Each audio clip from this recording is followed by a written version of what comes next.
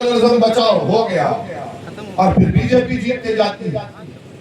याद रखो, हम कोई किसी रेलवे स्टेशन के कूली नहीं है कि इन जालिमों का बोझ हम अपने कंधों पर उठाकर लेकर जाएं।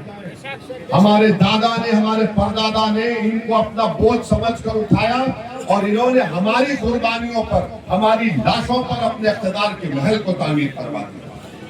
जनता को कुछ नहीं मिला। 15 साल लालू के परिवार के, 20 साल नीतीश के। मेरे भाई, एक नए दौर का आगाज करो। नौजवानों, बुजुर्गों, खास तौर से मैं बुजुर्ग से कह रहा हूं, हमारे बड़े लोगों से, कि आपने अपनी जवानी को इन जालिमों के पीछे बर्बाद कर दिया। कम से कम इस विधानसभा के चुनाव में इन बच्चों को देखो आप, इनका मुस्तकबिल है।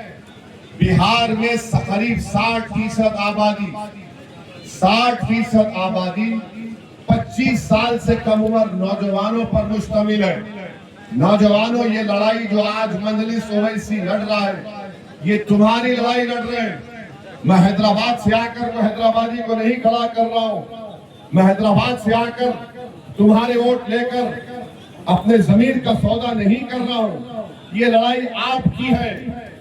जब तक आपको इंसाफ नहीं मिलेगा, हम ना तरक्की कर सकते, ना हम अपने गांव में डेवलपमेंट का, विकास का काम करवा सकते, ना हम अपने मजहबी इबादत गाहों की हिफाजत कर सकते। तो आज का पैगाम आपसे यही है कि हमको इंसाफ के लिए अपनी पार्टी के उम्मीदवार को कामयाब और कामरान करना पड़ेगा। क्या आप करेंगे? तीसरी बात जो आप यहां से लेकर जाएंगे वो ये है कि मोदी ने, नीतीश कुमार ने, चिराग पासवान ने और कुशवाहा साहब ने मिलकर भारत में एक ऐसा काला कानून बनाया जो भारत के संविधान, जिसको बाबा साहेब अम्बेडकर ने बनाया, उसके पूरा बरखिलाफ। और वो कानून के जरिए वो मस्जिदों को, दरगाहों को, खानखाहों को, कब्रिस्तान को हासिल करना चाहते हैं। ये सोचिए कि इन्होंने इस तरह का कानून बनाकर हमारी मजहबी शनाख्त को खतरे में डाल दिया। राइट टू इक्वालिटी, समानता की बात जब होती है तो बिहार में हर मजहब के उनके मजहबी इदारे हैं, वहां पर वही मजहब का मानने वाला उसका मेंबर बन सकता है, मगर मुसलमान के वक्फ बोर्ड में गैर मुस्लिम भी मेंबर बन सकता है। यह कानून मोदी ने, नीतीश कुमार ने, इन सब ने बनाया।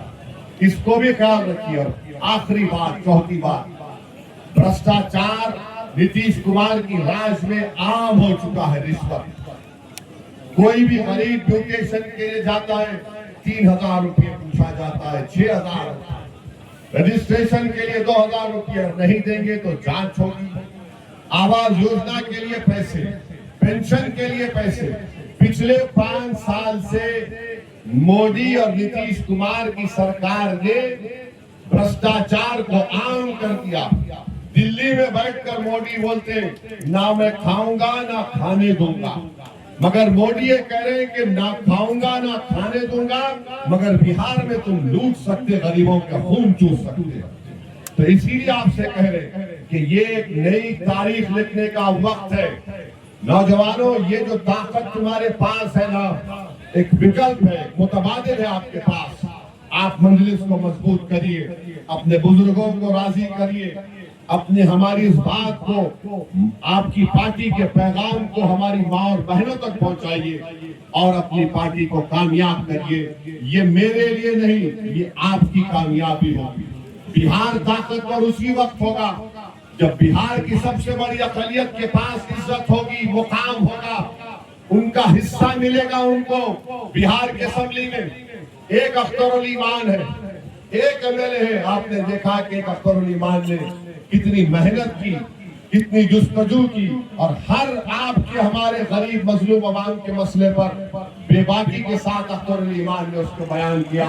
बस आपसे ही कहना था कि ये हिस्सेदारी की लड़ाई है, ये समान